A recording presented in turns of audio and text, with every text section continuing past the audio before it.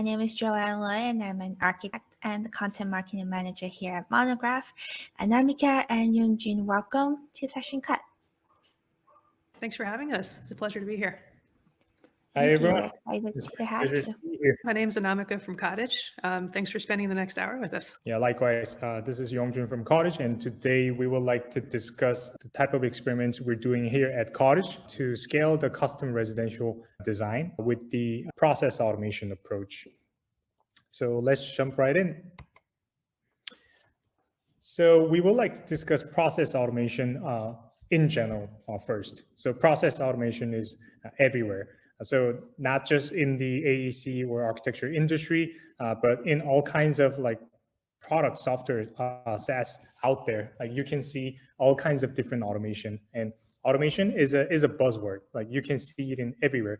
So from like all this like software that we use, that most people use on a daily basis, such as Slack or any Microsoft product, Asana, Airtable, Rippling, all kinds of business, all kinds of industry. They're trying to maximize their efficiency at work by utilizing the process automation. So it's already like highly immersive in all kinds of work that we do, which makes the entire market almost like a over 3 billion market already. Is a big market with a lot of opportunities, and a lot of industries, not just design, they are seeking to attack this operational inefficiency with the process automation. And we would like to bring this mindset in the residential design here at Cottage as well. Absolutely. But unfortunately, what we see, although, process automation as kind of a mode of operation has caught on in many other industries, architecture is slow to adopt. And this slow adoption is actually getting to a point where it's coming to the expense of us, all the providers and clients, and actually putting us all at a disadvantage for how we can both sell and deliver on a project.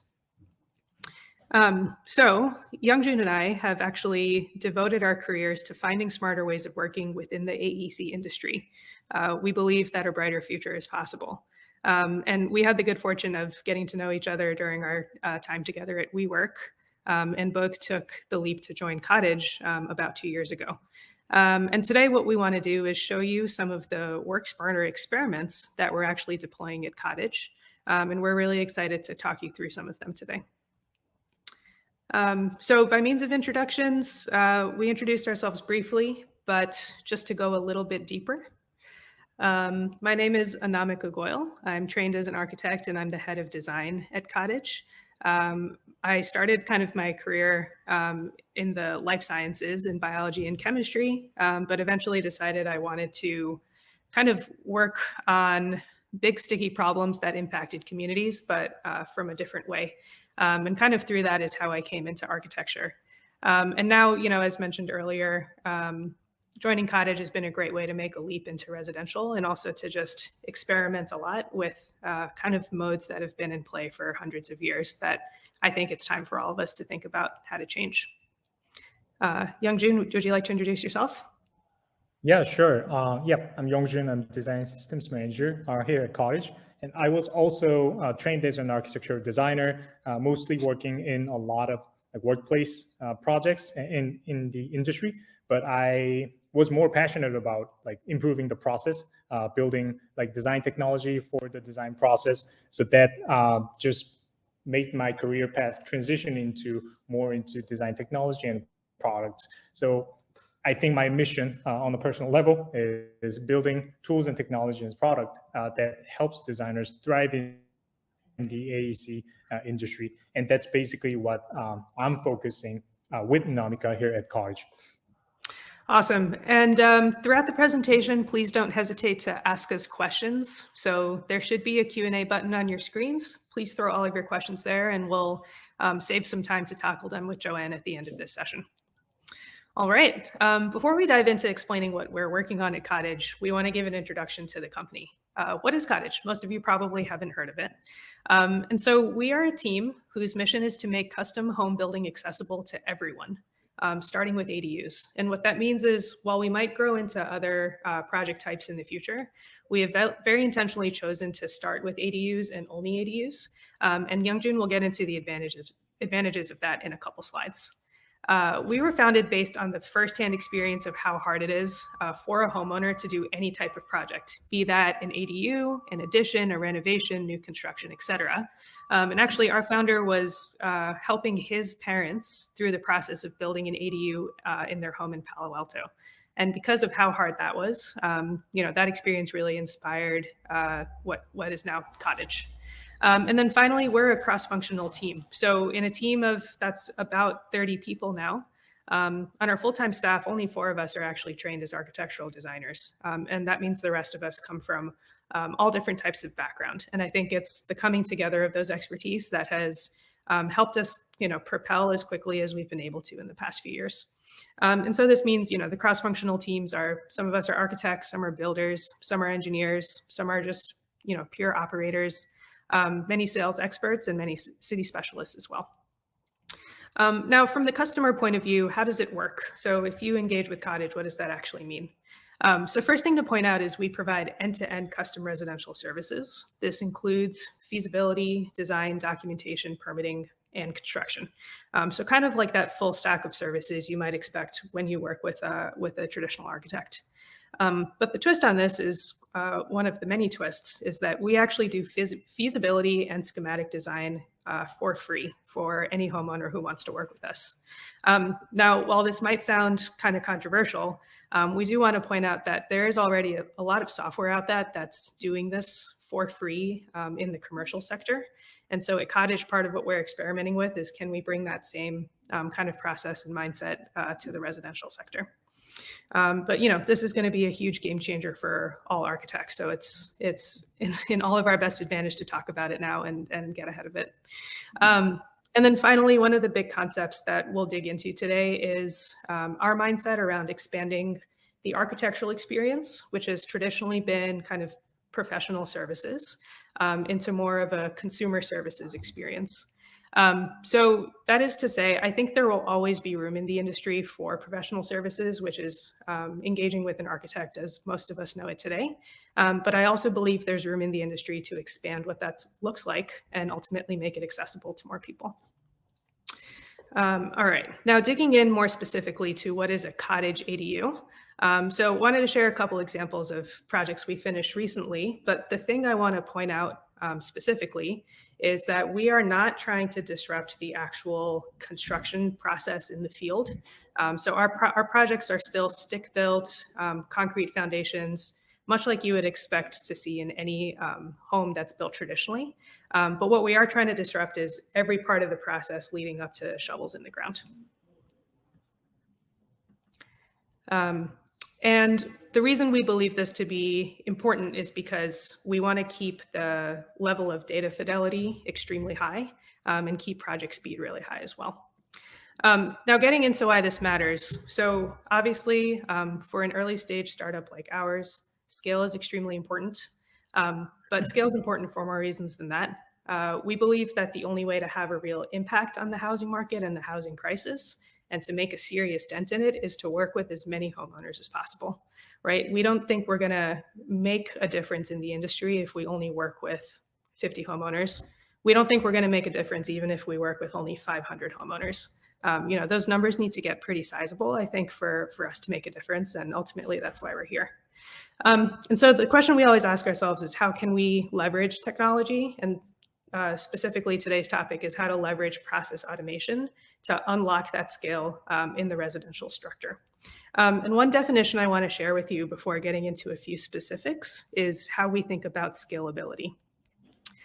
So for us, scalability means it means that a company has the ability to increase their output without being constrained by resource inputs.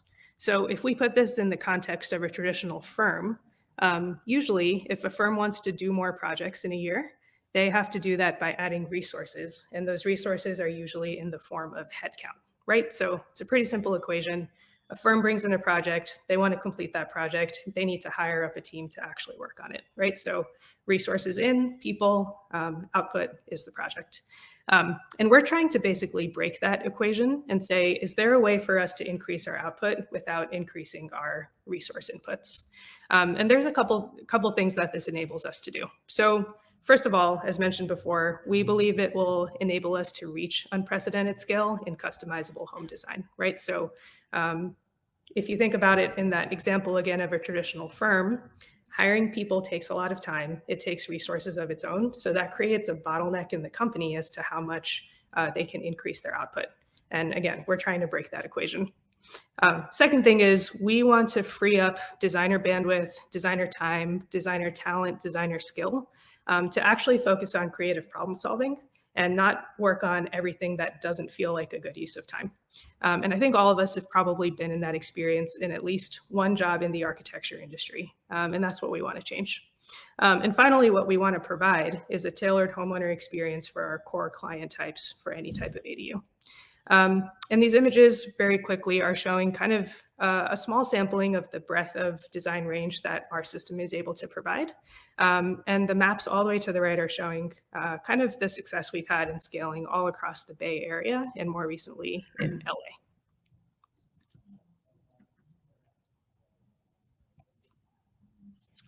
So today we would like to actually jump into some of our core experiments here at design team at Cottage.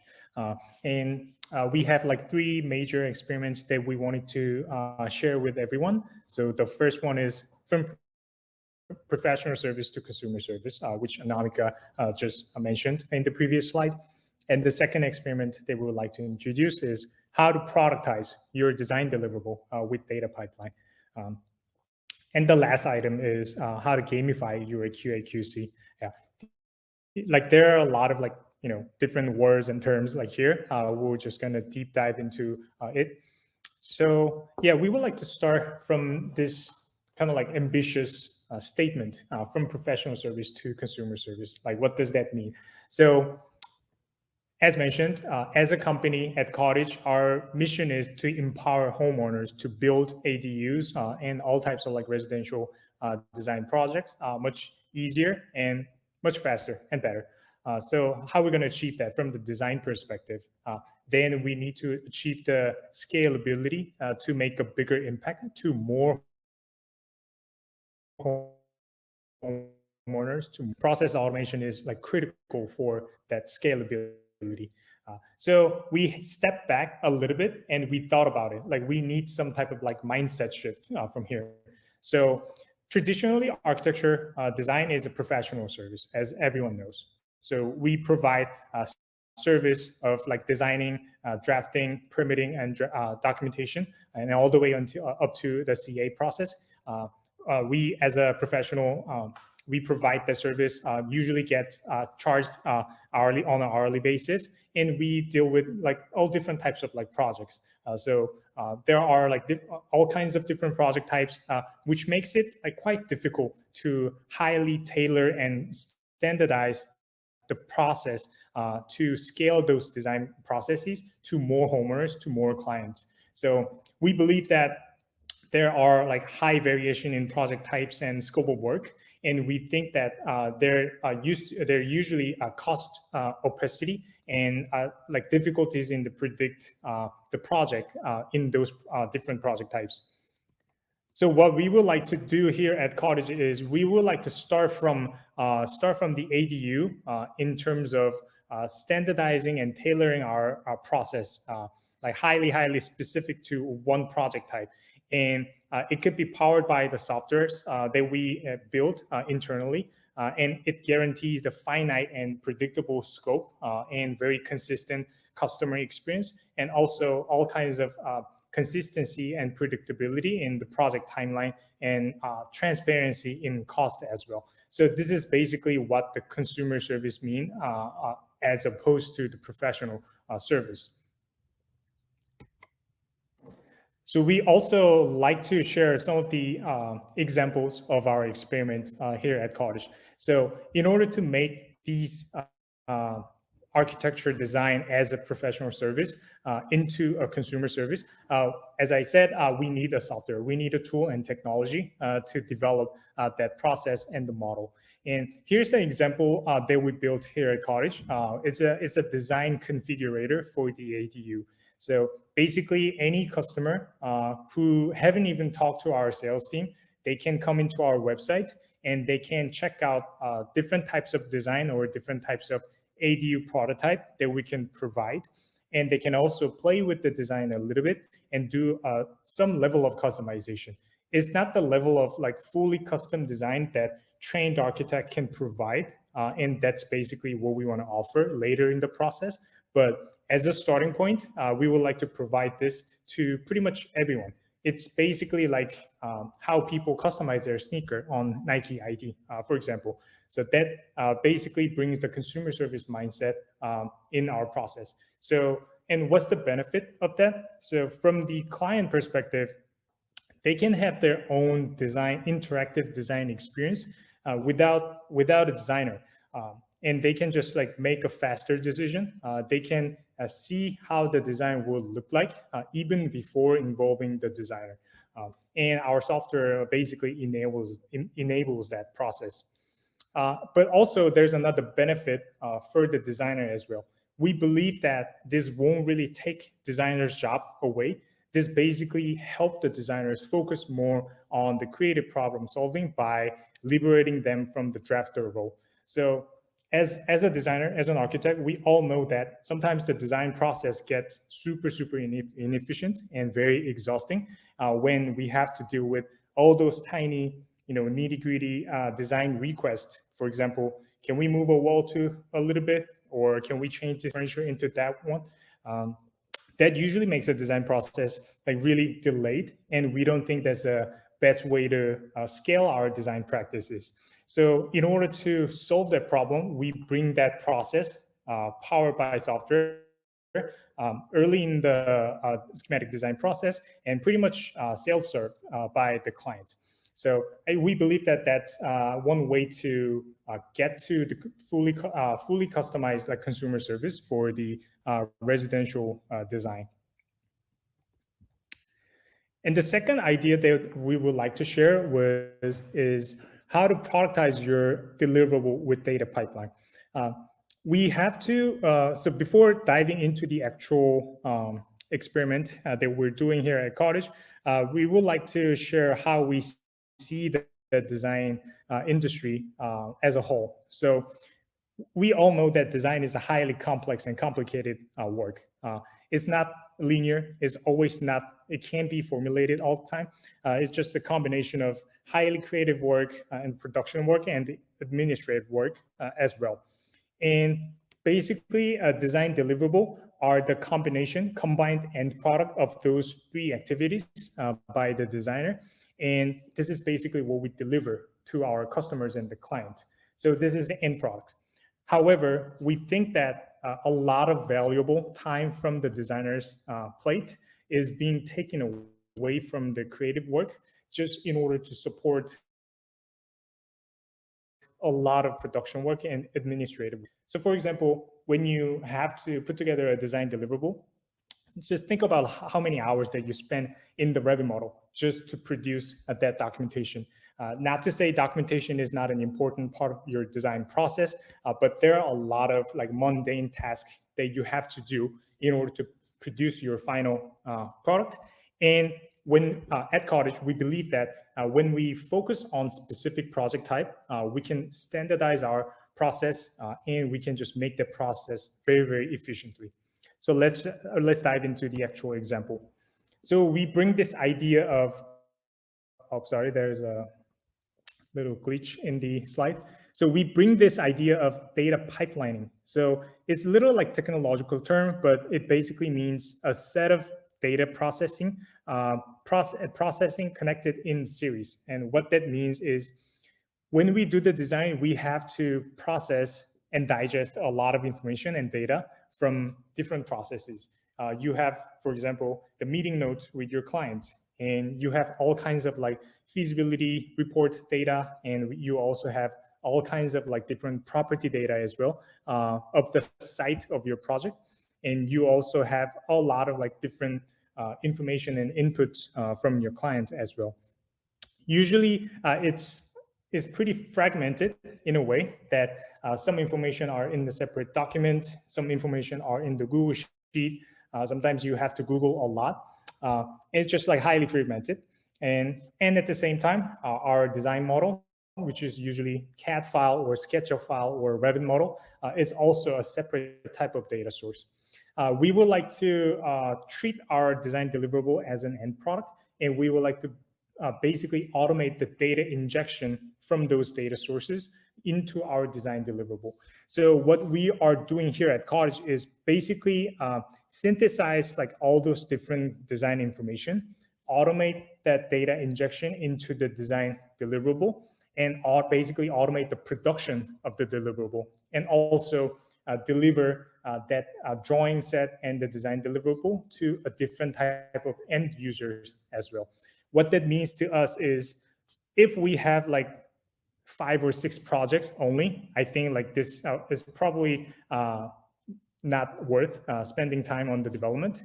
But when we deal with so many different projects in different regions with like all kinds of different homeowners, we believe that we need to highly standardize and automate the process to produce those design deliverables at scale. And with the consistency as well. Because as a company, we need to keep that consistency in the quality in our design deliverable. And we believe this type of process automation helps us achieve that scalability and consistency in our processes. So what that means to us is we can achieve the consistency in our data at the end of our project. So traditionally, when we look at each stage of our project, architects, we always have to deal with so many different mediums. Sometimes we have to go into the 3D model. Sometimes we have to deal with the spreadsheet. Sometimes we have to deal with 2D paper drawing as well. Sometimes we have to look at the PDF drawing. All kinds of different medium in every project stage. And the data just like bounce between those stages, and it usually gets lost. Like the chart on the left side is pretty like broad generalization of that problem, and of course it's not highly quantifiable. But basically the idea is like how we lose our data in our design deliverable production. But on the right side, basically what we're trying to achieve here at Cottage is we want to build a solid foundation to hold all those data and information for design process. And that will feed into a different types of products that we deal with. So it could be our design deliverable, it could be our product, it could be our like construction drawing, of course. And by leveraging the solid foundation for hosting all those like different data in the central location, we believe that we can maintain the consistency in the project speed, and basically we can avoid losing the data in our design process.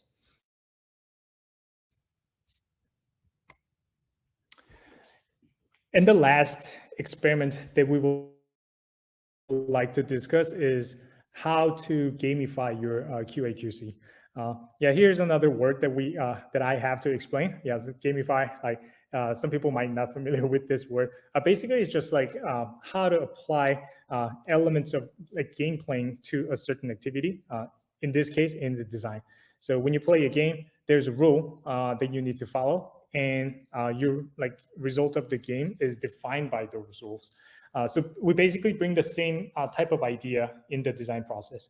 And on the left side, I think this is one of my favorite screenshots from the Gmail that I got. And basically, I feel like this is kind of like how to gamify our design in a nutshell. So Gmail gives you an alert when you say, I'm attaching something in your email message, but when you don't really attach your file, it just like gives you a message like this. So what that means is it doesn't automate your task itself, but it's kind of like watching you, helping you, and just lets you avoid mistakes. Basically, that's what we're trying to do with the design QA/QC. So we certain a portion of the design process where the QA/QC is completely governed by certain rules and parameters. So by using that, we want to automate that QA/QC process, and we can avoid multiple rounds of like human labor to QC and just double check like every single errors. Basically, we can let the machine to do that work better than the human beings. So in order to do that, the most important word is the rule set. So we need to define the rule. So the diagram on the left-hand side just like shows you like how to actually design your journey to automate your QA/QC process. So as I mentioned in the beginning, design is a highly complicated work.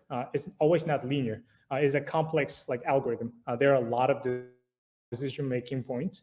So in order to do that, you need to first identify which part of your QC process can be benefit from the human involvement and which part can be automated by software or machine.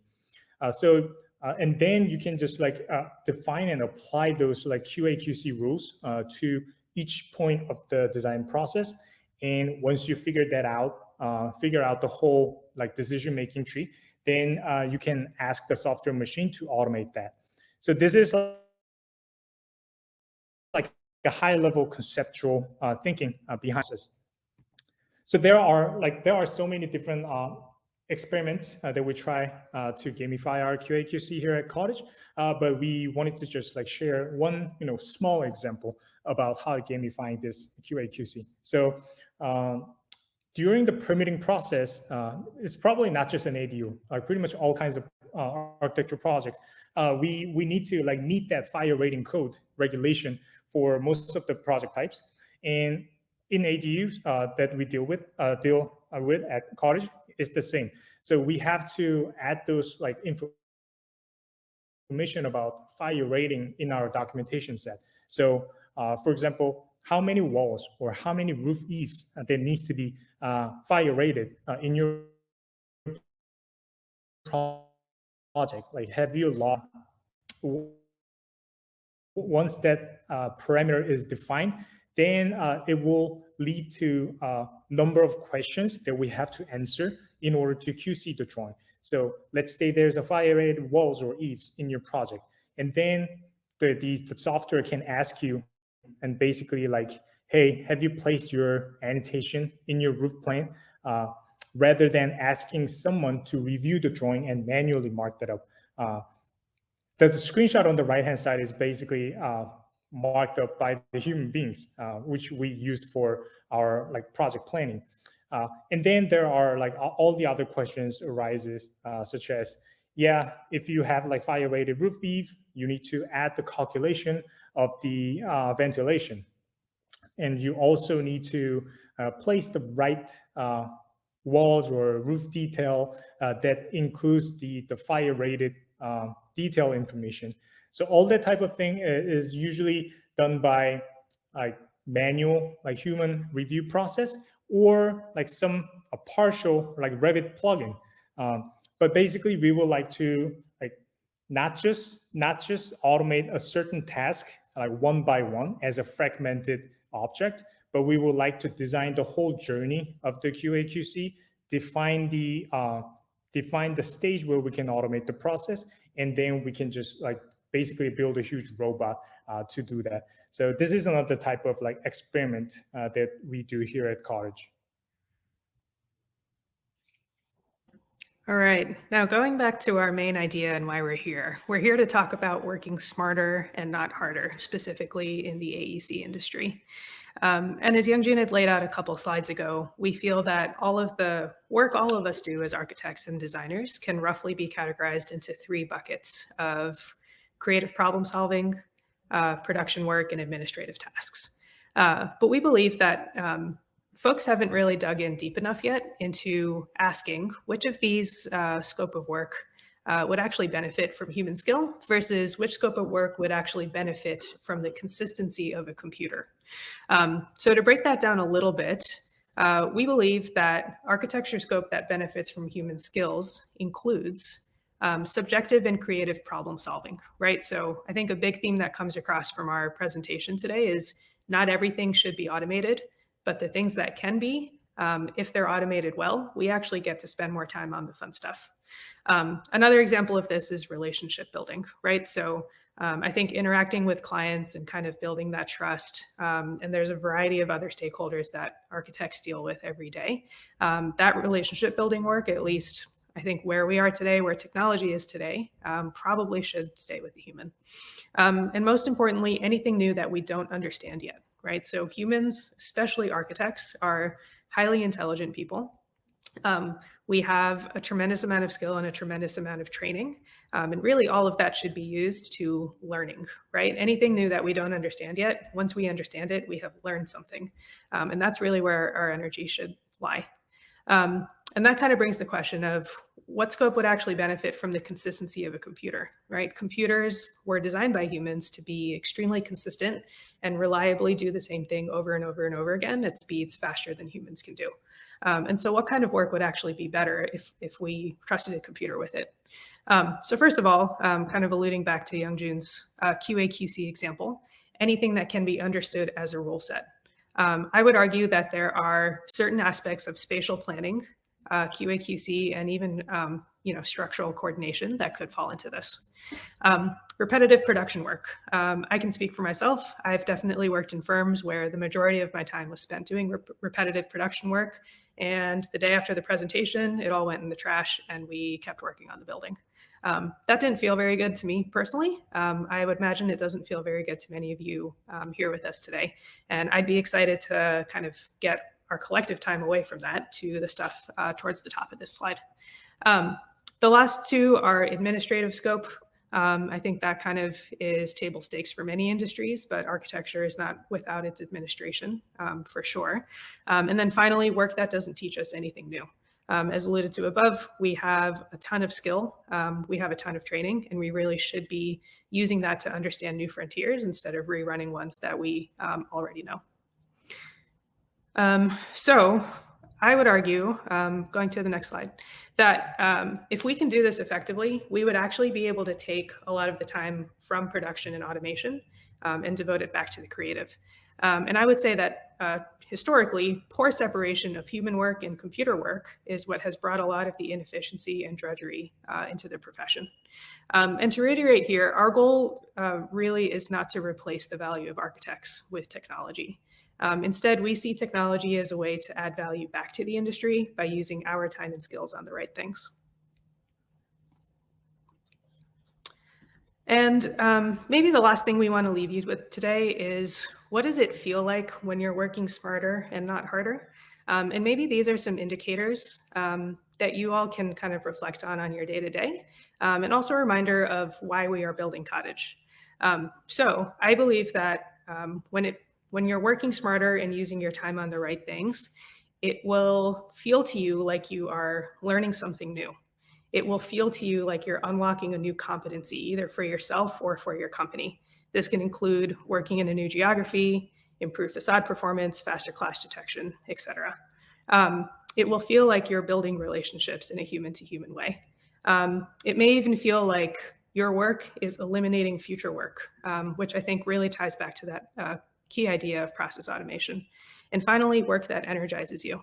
I think we as humans, and especially as creatives, when we're doing work that is very human and is very creative, we feel a lot of energy.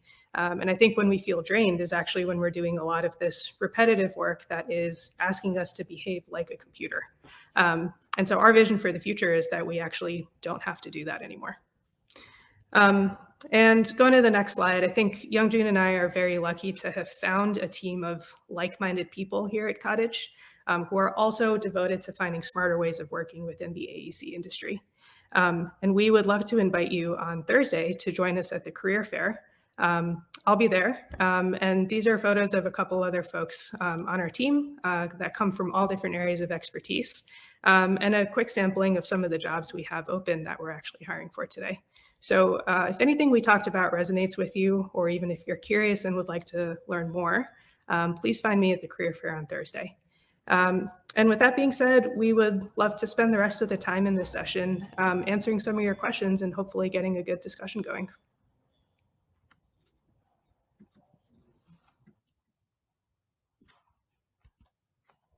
Oh, Joanne, I believe you're on mute. Why am I always on mute when I come back on stage? But thank you. That was great. Like, my mind is like blown away by all the things that you guys do. I've always loved Cottage, just letting you know. And I might or might not go to your career fair later, but don't tell anyone. Thank you. But we'll get to the questions. We have Julia had a question. Did you build your software or do you use a configuration tool? I'm very interested in making the change to gamification. Sure. Yongjoon, would you like to start? Yeah, sure. Very good question. Yeah, we built our software. We believe that without building the proprietary software, it's impossible to scale our design practice. Basically, that means we have to rely on all the other like third-party tool softwares that already exist in the industry. Some are good, some are bad. Like we have to build a dependency on those software. We don't want to do that. So that's we're not a technology company, but we want to be enabled by the technology. So we build our software in order to do that on our website. So we have like all this like internal like production process that basically configure those like design permutation and the combination and design options, getting those like image assets and just building that on our website with those like interactivities. And that's probably what we want to spend more time on going forward at Cottage. Yep. I think something I can add there is the beauty of building our own software is we can tailor it exactly as we need it to for kind of all of our future downstream operations at the company. So as an easy example, on the back end of this tool, we can now build ways for all of this kind of building quantity data to be formatted exactly like we want it and to be sent directly to GCs for kind of like an instant cost estimation, right? So I think as Yongjoon mentioned, in relying with a third-party tool, those features may or may not be there. But if we have our own tool, we can ask it to do whatever we need it to do. Yeah, that's awesome. So if someone is just starting in a small firm and want to take some of your practice into their firm, what advice do you have for them? Like, where could they start? Yeah, I think probably what I would do in that situation is to be kind of self-reflective and observant of how everyone at the firm is spending their time. I think, maybe going back to some of the last slides we had on the deck, if you find yourself doing work that is repetitive and is not teaching you anything new, that's probably a really, really good indication that you should step back and ask if there's a more efficient way to do it, or if there's a way to kind of offload some of that work to a computer. And I think that's always been the key indicator for me, is if I'm not learning something new by doing it over and over again, that means I'm not adding value to that process anymore. In fact, I'm probably doing it slower than a computer could do it. Yeah, and I think that. yeah, I can Go add ahead. to that a little bit too. Yeah, I totally agree with what Anamika just said. What I would advise is it doesn't have to look fancy in the beginning. Like it could be very scrappy, it could be very quick and dirty, but it will teach you a lot of those things. Like if Anamika and myself just look back in the earlier days of Cottage, we didn't really do anything like in an advanced way. Like, it was really manual. Everything was very manual, and that was totally fine because that taught us a lot. And that just all becomes a kind of like guiding question for us to build all these like processes. And of course, we just got started. Like we still need to improve a lot, and we still partially doing all those like scrappy approach in all kinds of like challenges that we do. So I would advise just don't like hesitate. Don't be too scared of like jumping into that approach. Eventually, it will guide people in the right direction. Yeah, I love that. Here at Monograph, we always say if we're going to do something more than once, we should build out a workflow and process and automate it as much as possible because our time is valuable. And sometimes it might feel like you take a long time to like build out that automation process, but it's gonna pay off, I think, at the end of the day.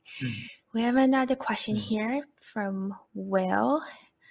He said, with so much data being collected and hopefully a ton of value being created, is there a part of the business model that is outside of just shifting to a consumer model for design and construction, but more about leveraging the data for other products and services? Yeah, that's a really good point. I think the answer is yes. The short answer is yes, but it will be way in the future. I think if you think about other companies that sell their data, for example, like it is a huge volume of customers you're dealing with before that data becomes interesting, right? So I'd be really excited to get to Will's point. Like I'd be really excited to get to a future where the data itself that Cottage is generating and making sense of is valuable to others. But I believe in the meantime, while we get to that meaningful volume, there are kind of core project competencies that we need to be focusing on. And those are, getting extremely good at feasibility, getting extremely good at design, getting extremely good at permitting, and the most reliable construction experience you can imagine. We want Cottage to be able to provide that. So short answer, yes, I think that would be an awesome place to be as a business. But until we get there, we're going to stay pretty focused on the kind of business model and service model we have now. Derek has a business model for you. He's asking, does Cottage plan on releasing tool sets like plugins for Revit for architecture firms to use? What do you think, Yongjoon? We should chat. That's another business model. Definitely. Reflecting on both of our previous employer, WeWork, there were a ton of internal tools that often took the form of Revit plugins that our internal team would use all the time. WeWork never got to the point of actually selling those tools as a product in and of itself. But I think similar to Will's question, it would be awesome to be in that place. But I think we have a lot of experimenting to do in-house and kind of testing before those tools are perfected. Yeah, exactly. I think this is like especially a good question for like any industry that is related to design or AEC. When we look at all this like great businesses out there, like AWS is probably the prime example for that. It was never developed as a separate product. It's just like their internal tool to just streamline their internal like processes and the system. And they at some point they just found a huge value to productize that and just like bring it out to the market. And it was so successful. But that just basically took a while for them to actually build that. But I think like this is the type of thing that we need to be really mindful when we build any sort of like processes. So what I think when we build any type of process is any process that we develop internally, any tools or process needs to produce data as a byproduct. Because that will be the resource for us in the future.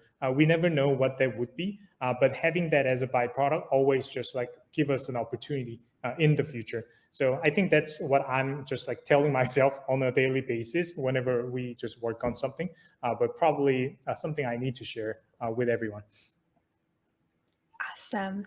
Another question here. How does the application of automation and technology change the relationship between the architect and client? Where do you see this relationship shift in the next decade?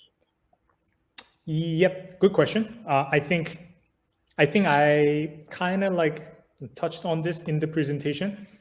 Basically, I think the relationship will be very different, and maybe this is also coming from my personal experience as a designer. I didn't like being treated as a drafter. It's just like I'm just like hands off the client and basically making all those like small random changes without like strategic thinking or direction for the project. I wanted to like spend more time on making the process better and making more like creative decision. I think like the software and the technology will bring the industry towards that direction as well. So the architect will be more like a strategic advisor to the client and help them make the better decision. And of course, they're already doing it. That's been the architect's job over the past like 1,000 years, I guess. But I think their time has been just like taken away from that core responsibility because of all those like, mundane responsibility they are expected to do. And we believe that the technology and the software will just take that out of architect's scope. Yeah, you'll get to spend more time with your clients, Yeah. which some of you might love. And Maybe it's not fun. Uh, Maybe it's not fun. Maybe you All right. spend more time in the architect.